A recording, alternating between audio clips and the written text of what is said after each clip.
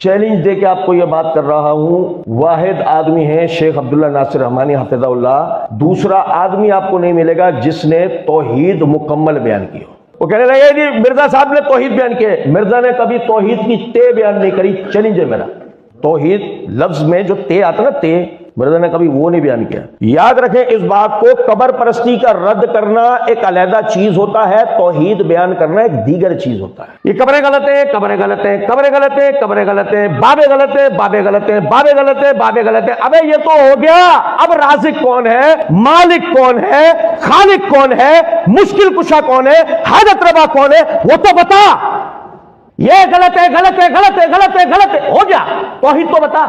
مرزا نے کبھی آج تک توحید بیان نہیں کی، بلکہ پچھلے دنوں اس نے باقاعدہ قبر پرستی کے جواز کی ویڈیو بنائی ہے جس کا میں نے جواب دیا ہے۔ قبر پرستی کے جواز پہ، قبروں پہ دعائیں قبول ہوتی ہیں، بتاؤ اور قبر پرستی کا عقیدہ ہی کیا ہے؟ دیکھیں مولوی صاحب، ابھی تک تو ایسی کوئی ویڈیو آئی نہیں ہمارے سامنے جس میں انجینئر محمد علی مرزا نے یہ کہا ہو کہ قبروں کے اوپر دعائیں قبول ہوتی ہیں۔ لیکن اگر انجینئر محمد علی مرزا صاحب نے ایسی کوئی ویڈیو میں بات کی ہے یا کوئی بھی ایسی کوئی ویڈیو ان کی ہے تو ہم فل ٹائم انجینئر محمد علی مرزا صاحب کی بھی مذمت کریں گے، کیونکہ ہمارا یہ ایمان ہے، ہمارا یہ عقیدہ ہے کہ جو قبر کے اندر ہے وہ ایک نئی دنیا کے اندر جا چکا ہے، وہ اب دنیا کے ہر معاملے سے علیحدہ ہے، دنیا کا کوئی بھی قانون اس پہ لاگو نہیں ہوتا۔ قبر والے کے ورثہ اگر کوئی نیک عمل کرتے ہیں تو اس کا فائدہ اس قبر والے کو ضرور پہنچے گا، لیکن اگر وہ قبر کے اندر قرآن پڑھ رہا ہے، نماز پڑھ رہا ہے، کوئی نیک کام کر رہا ہے، اس کا ثواب کبھی بھی ان کے لوائقین جو اس دنیا میں موجود ہیں کبھی بھی نہیں اٹھا سکتے، کبھی بھی ان کو فائدہ نہیں ملے گا۔ تو اگر ہم کسی قبر پہ جا کے کوئی دعا کرتے ہیں یہ سوچ کے کہ یہ اللہ کے اس ٹائم ہم سے زیادہ قریب ہے تو ہماری سفارش کروا دے گا، تو یہ قطعاً طور پہ غلط بات ہے۔ اور دوسرے نمبر پر ایک بندہ جو قبروں کو رد کر رہا ہے، پیر فقیری کو غلط کہہ رہا ہے کہ بابے غلط ہیں، پیر فقیری غلط ہے، قبر غلط ہے، بقول آپ کے،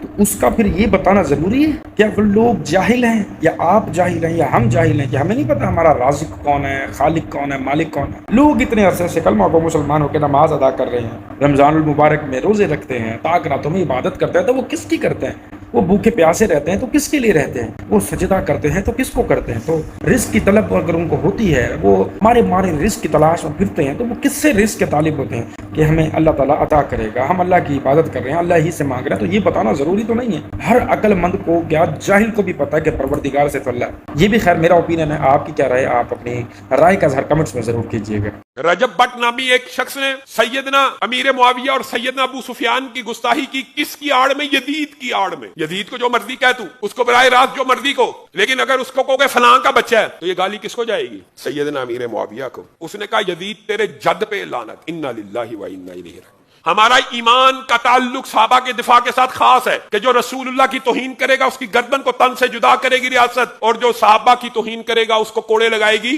ریاست، اس کی اصلاح کی جائے گی، اگر وہ توبہ تائب ہوگا تو اس کو جیل سے رہا کیا جائے گا۔ اس اجماعی عقیدے کے خلاف رجب بٹ نامی شخص نے اظہار خیال کیا، اس کے اوپر ابھی تک مقدمہ درج ہماری معلومات کے مطابق نہیں ہوا۔ مرزا محمد علی جہلمی بھی ہر محرم میں اس کی آڑ لیتے ہوئے صحابہ کے بارے میں توہین آمیز رویہ اختیار کرتا ہے۔ ہمارا لاہور کی police, D I G operation, S S P operation, I G Punjab سب سے مطالبہ ہے ان کے خلاف مقدموں کو درج کیا جائے، ان کو گرفتار کیا جائے، اور جو آئین اور قانون میں ان کی سزا ہے وہ ان کو سزا دی جائے۔ اب آپ خود سوچیں، ایک بچے نے شرارت کی ہے، کوئی چیز اٹھا لی ہے، کسی کو مارا ہے، کوٹا ہے، کوئی بھی ایک ایسا کام کیا ہے جو ماں باپ، رشتہ دار، محلے دار اس بچے سے وہ چیز ایکسپیکٹ نہیں کر رہے تھے، اور اس بچے نے وہ کام کر دیا۔ اب جو تانے مہنے جو باتیں سننے کو ملیں گی، کیا یہ نہیں ہوں گی کہ فلاں کا والد ایسا تھا تو اس کی اولاد بھی ایسی ہے، تربیت ایسی کی ہے اس لیے یہ بچہ ایسے ہے، اگر تربیت اچھی کی ہوتی تو یہ بچہ ایسے نہ ہوتا۔ دیکھیں ہم کسی صحابی کو گالی نہیں دے رہے، ہم صرف فیکٹس کے اوپر بات کریں گے۔ بے شک آپ کو یہ ویڈیو یہیں اسکپ کر کے بھاگ جانا تو بھاگ جائیں، لیکن میں کسی صحابی کی گستاخی نہیں کر رہا، میں صرف فیکٹ کے اوپر بات کر رہا ہوں۔ حضرت امیر معاویہ رضی اللہ تعالیٰ عنہ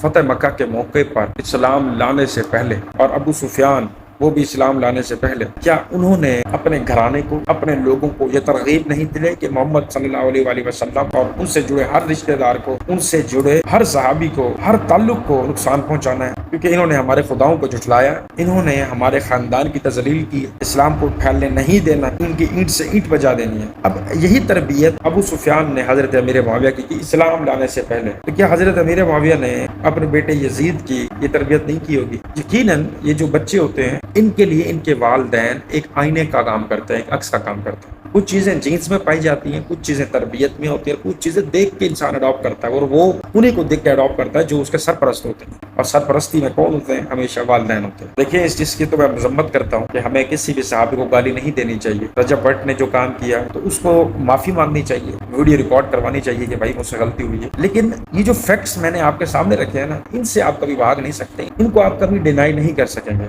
بچہ ہمیشہ اپنے والدین کو ایک سپر ہیرو مانتا ہے، آئینہ مانتا ہے، اور تربیت گاہ، درس گاہ جو ہے وہ سب سے پہلے آپ کی گھر ہوتی ہے، آپ کی والدہ ہوتی ہے، آپ کا والد ہوتا ہے. یہ خیر میرا اوپینین ہے، یہ فیکٹس کے اوپر بات کی ہے، کسی کو پوائنٹ آؤٹ نہیں کیا ہم نے. آپ کا کیا اوپینین ہے؟ آپ کمنٹس میں رپلائی ضرور کیجیے گا. خواجہ قمر الدین سیالوی ہوئے نے ایک سیال شریف دے بہت بڑے ولی اللہ ہوئے نے. انہاں دے ایک مریض عمرے تے چلیا سی تے آپ انہوں کہن کہ بچے ایک کام تے کر، اکھے کی اندروں کفن دا کپڑا لیندا اے لے جا. انہیں کہا مرشد اینو زمزم وچ دھونا ہے، اکھے نہیں. اینو کعبے نال لانا ہے، اکھے نہیں. اینو نبی دے روزے نال لانا ہے، اکھے نہیں. پھر کرنا کی ہے؟ فرمایا جدوں عمرہ کر لیں یا حج کر لیں نا تے مدینے دی گلی چ کھلو جائیں، ویندا رہی جدوں کوئی مدینے دا کتا نظر آئے او دے راہ چ بچا دیں. کتا اتوں لنگ جائے، کمر دا کفن لے کے آ جائے. ایک کفن لے کے ٹر گیا، عمرہ کر لیا. وہ مرشد کی گل یاد آ گیا. مدینے گیا، گلی کھلو گیا تے چار کتے پہنچ. کہنے لگا مرشد کیا صحیح چار آ گئے نہیں. انہیں کے کفن اچھایا. وہ قطار مدینے دے کتے نے، پنڈوری دے نہیں. جڑا ساریاں تو گئے سی اگے آ کے انہیں کفن سونگیو، سونگ کے نال تیانو کہندا مڑ جاؤ ولی دا کفن جے. چارے واپس مڑ گئے. اسی پجن دے بڑے دلیر ہاں. وہ ہن پاکستانی سی، انہیں اپلٹیا کپڑا تے پج کے نا وہ کہندا انج اگوں آ کے پھر کھلو گیا.